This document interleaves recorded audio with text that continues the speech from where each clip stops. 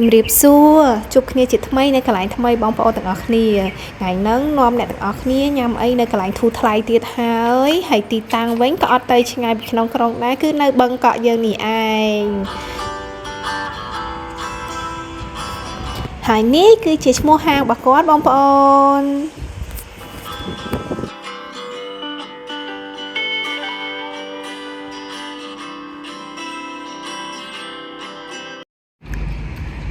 តានេះថ្ងៃនេះខ្ញុំនាំមកញ៉ាំនៅកន្លែងដែលមានទីតាំងនៅបឹងកក់ហើយមានឈ្មោះថា Air Hotel Cafe ហើយធូរថ្លៃឆ្ងាញ់ទៀត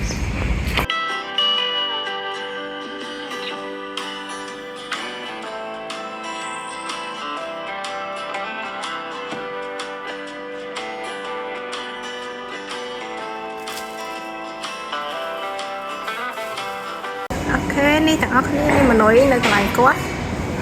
អញ្ចឹងយើងអាចមកញ៉ាំបាយនៅកន្លែងនឹងបានមានអារម្មណ៍ថាដូចនៅផ្ទះអញ្ចឹងហើយម្ហូបគាត់ឆ្ងាញ់ហើយអ្វីដែលខ្ញុំណែនាំនៅគឺបាយឆាខ្ញីសាច់មាន់ឆ្ងាញ់ហើយនឹងបាយត្រីពោជៀននេះក៏ឆ្ងាញ់ដែរហើយកាហ្វេគេក៏ធូរថ្លៃដែរតម្លៃតែ6,000នេះអាចញ៉ាំបានណា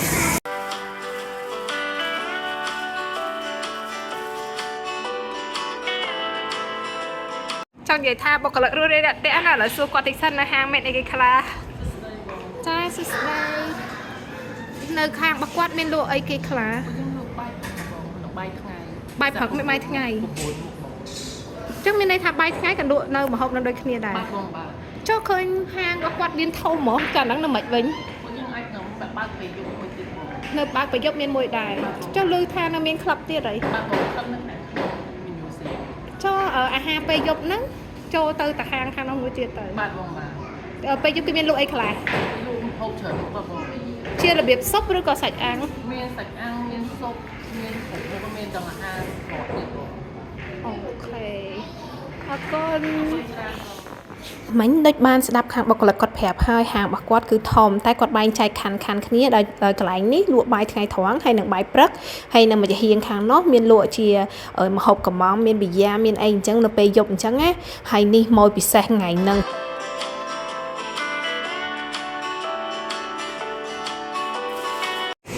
ខ្ញុំអ្នកគ្នាដើរមើល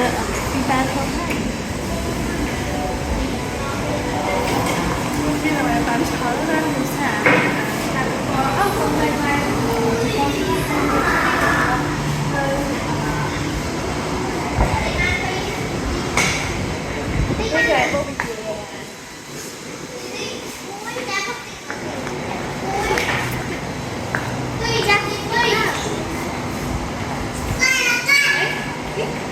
ស្អាតអត់បងប្អូនឃើញទេគាត់រៀបចំរបៀបបែបដូចជប៉ុនហើយមានតុក្កតាជប៉ុនអីច្រើនណា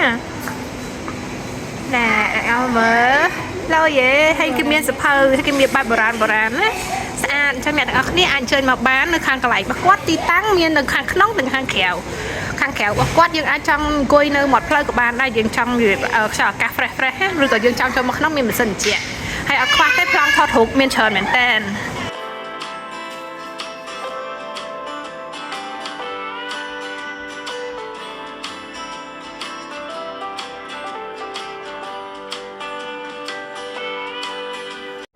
តើតែនមកហូបគេមកអ្នកទាំងអស់គ្នាលេងដាក់មកតឹងចែចឹងមកយូរពីម៉ូទៅឡងតំណងមែនតើហើយញ៉ាំរសជាតិវិញឡងឆ្ងាញ់ជាប់ចិត្តហ្មងហើយបាយបឋមគេញ៉ាំតែនឹកឃើញពេលយើងរៀនបឋមមកបងប្អូន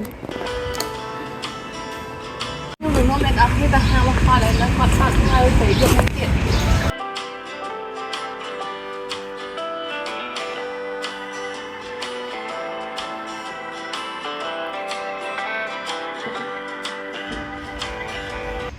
អូខេអ្នកទាំងអស់គ្នាឃើញគាត់ដេករបៀបដូចរៀងជប៉ុនណាស្អាតណាបងប្អូនហើយនេះឈ្មោះហាងរបស់គាត់មួយទៀតគឺឈ្មោះ Treno Pub ហើយទីតាំងវិញធំទូលាយល្អបងប្អូន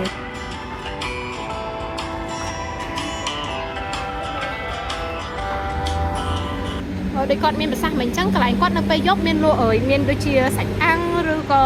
មានស៊ុបមានអីអញ្ចឹងណាបងប្អូនហើយទីតាំងរបស់គាត់ធំអញ្ចឹងអ្នកនរគ្នាកុំភ័យខ្លាចអត់មានកន្លែងអង្គុយកន្លែងអីហើយវាមានអារម្មណ៍ថាចូលមកដល់វាជប៉ុនណាស្អាត fresh ហ្មង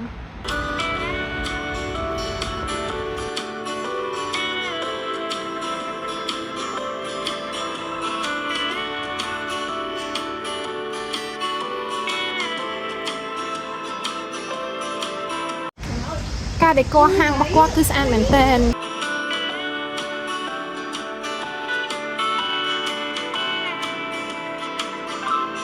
ហើយពេលយប់ហ្នឹងក៏គាត់មានជារបៀបដូចគេឈៀងកំដរអារម្មណ៍អីតិចៗជាមួយនឹងអាហារពេលយប់អញ្ចឹងអ្នកទាំងអស់គ្នាបើសិនជាអត់ដឹងទៅណាហើយអត់ចង់ទៅឆ្ងាយអាចត្រូវបឹងកក់យើងនេះបានគាត់មានទាំងជាន់លើមានទាំងជាន់ក្រោមអាចញ៉ាំជាប្រភេទអាហារកំងប៊ូហ្វេសាច់អាំងអីអញ្ចឹងទៅខ្ញុំក៏បានថតscan ថតជាមនុស្សឲ្យបងប្អូនមើលដែរបងប្អូនទាំងអស់គ្នាអាច stop ឲ្យមើលតាមតម្លៃនឹងបាន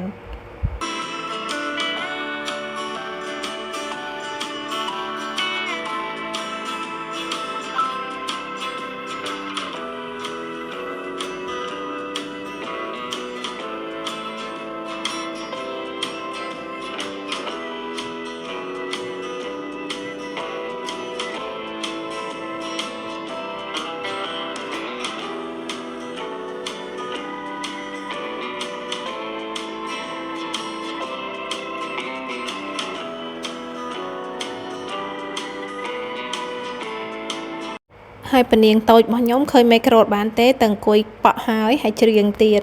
តែច្រៀងស្អាតបានទេអ្នកទាំងអស់គ្នាបាច់ស្ដាប់ទេអញ្ចឹងអ្នកទាំងអស់គ្នាកុំភ្លេចថ្ងៃសៅរ៍អាទិត្យតនេអាចមកកន្លែងគាត់បានគឺស្អាតណាបងប្អូនហើយតម្លៃវិញក៏សមរម្យមិនថ្លៃពេកក៏មិនថោកពេកគឺសមរម្យទូថ្លៃល្មមដែរណាបងប្អូន